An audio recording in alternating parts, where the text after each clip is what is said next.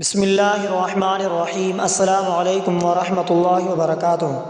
معزز سامعین اکرام، آج میں آپ کی خدمت میں حاضر ہوا ہوں اعتکاف کے بارے میں قرآن مجید اور احادیث میں واضح احکام موجود ہیں۔ قرآن میں اعتکاف کے بارے میں اللہ تبارک و تعالی فرماتا ہے وَلَا تُبَاشِرُوهُنَّ وَأَنْتُمْ عَاكِفُونَ فِي الْمَسَاجِدِ، سورہ بقرہ۔ اور جب تم مساجد میں اعتکاف بیٹھے ہو تو اپنی بیویوں سے مباشرت نہ کرو۔ احادیث میں اعتکاف کے بارے میں جناب نبی کریم صلی اللہ علیہ وآلہ وسلم کا معمول حضرت عائشہ صدیقہ رضی اللہ تعالیٰ عنہ فرماتی ہے، نبی کریم صلی اللہ علیہ وآلہ وسلم رمضان کے آخری عشرے میں اعتکاف کرتے تھے، یہاں تک کہ اللہ تبارک و تعالیٰ نے آپ کو وفات دی۔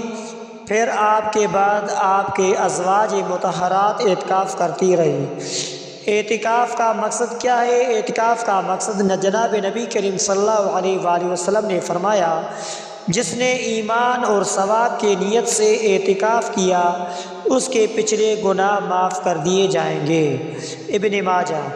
اعتکاف کا مقصد اور اس کی حکمت کیا ہے؟ تو اعتکاف کا مقصد اللہ تبارک و تعالیٰ کی عبادت اور ذکر میں مشغول ہونا، دنیاوی مصروفیات سے کٹ کر روحانی ترقی حاصل کرنا، آخری عشرے میں شب قدر کی تلاش کرنا۔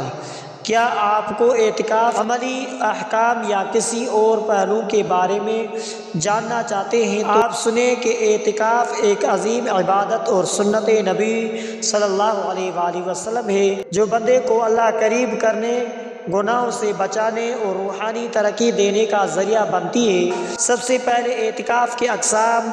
اعتکاف کے 3 اقسام ہیں، ایک سنت مؤکدہ، دوسرا واجب اعتکاف، تیسرا نفلی اعتکاف۔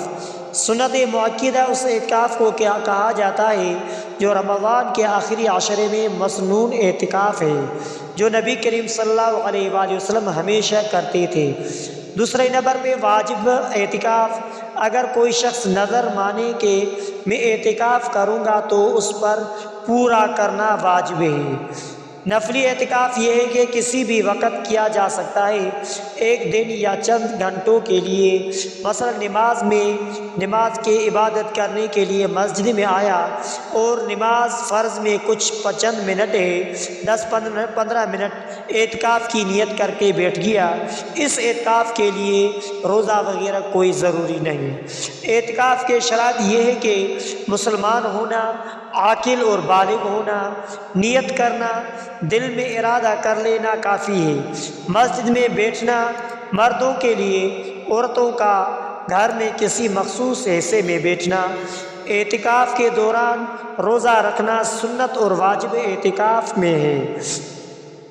اعتکاف میں ممنوع امور جو ہے وہ یہ ہے کہ بے ضرورت مسجد سے نکلنا، دنیاوی باتوں میں مشغول ہونا، بیوی سے تعلق قائم کرنا، جھگڑا اور فضول گفتگو کرنا ان چیزوں کا ممنوع ہے۔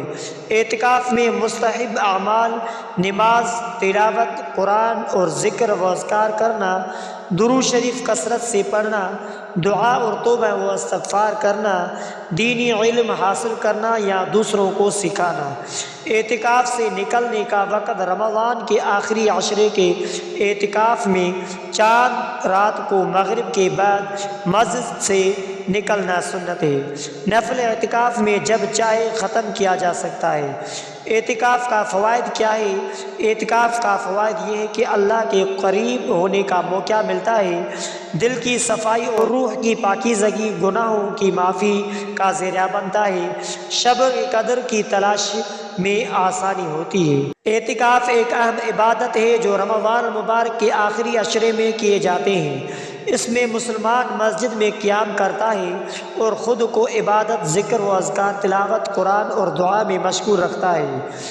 اعتکاف کے مسائل اور فضائل یہ ہے کہ اعتکاف کی فضیلت، اعتکاف کے قسمیں، اعتکاف واجب اعتکاف نظر منت مانے ہو تو پورا کرنا واجب ہوتا ہے، سنت مؤکدہ رمضان کے آخری عشرے میں کرنا سنت ہوتا ہے، نفل اعتکاف کسی بھی وقت کیا جا سکتا ہے خواہ چند گھنٹوں کے لیے کیوں نہ ہو۔